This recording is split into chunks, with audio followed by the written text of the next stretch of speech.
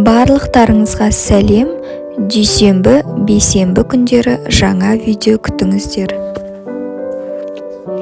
Ұлы бала тәрбиелеп отырған аналарға 15 кеңес. Бірінші, адамдарға деген дұрыс көзқарас қалыптастырыңыз. Сырын бәріне емес, тек бір адамға айтсын. Сол адам сіз болыңыз. Сонда ұлыңызда адамдарға деген сенім қалыптасады. Өз ойына терең бойлайды. Екінші, қандай да бір іс болмасын қолдаңыз. Ұл балаға ең қажетті байлық өзіне деген сенімділік. Әзірше бұл сенімділікті сіз арқылы алады. Сіздің назарыңыз ұлыңыз үшін маңызды. Үшінші, бірге кітап оқыңыз. Өзіңіз оқыған кітапты ұлыңыз да оқығанын қаласаңыз, қызығушылығын арттыруға тырысыңыз. Төртінші, әйел затын құрметтеуге үйретіңіз. Қарындасын түрту, бақшасындағы қыздардың шашын тарту, бұлар түсіндіруді қажет етпейді деп ойлайтын шығарсыз. Бірақ бұл жазалауға тұратын іске әкелуі мүмкін. Бесінші, әдеп қағидаларын үйретіңіз. Дастарханға үлкеннен бұрын қол созбау, өзінен кішілерге жол беру, дұрыс қарым-қатынас жасау. Бұл майда шүйде деп ойламаңыз. Мұқият болсаңыз, келешекте өзгелер үлгі ететін ұлдың анасына айналасыз. Алтыншы, бір нәрсеге сенсе, оның бетін қайтаруға тырыспаңыз. Мысалы, Аяз ата, сиқырлы таяқшаға, алтын балыққа, бұлардың барлығы ізгілікке қызмет ететін образдар. Жетінші, сыпайылыққа тәрбиелеңіз. Ұл бала жұмсақ сыпыртқы емес, бірақ реті келгенде сыпайылық, яғни дипломатикалық іске бейімділік қажет. Сегізінші, бірге саяхатқа шығып тұрыңыз.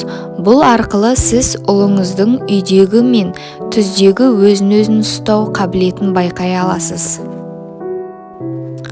Тоғызыншы, басқаларға жақсылық жасауға үйретіңіз. Жақсылыққа жақсылық әр адамның ісі, жамандыққа жақсылық ер адамның ісі екендігін ұқтырыңыз. Оныншы, тәжірибе уақытымен. Егер ұлыңыз бір нәрсені ойдағыдай істей алмаса, оны жазғырмаңыз. Бұл білмегендіктен не тәжірибесіздіктен емес, уақытымен тәжірибе жинап, бейімделіп кететініне сендіріңіз. 11. Неге деген сұрақтарын жауапсыз қалдырмаңыз. Ұлыңыз көп сұрақ қойса қуаныңыз. Бұл оның ақыл ойының дамуына, жетілуіне ықпал етеді.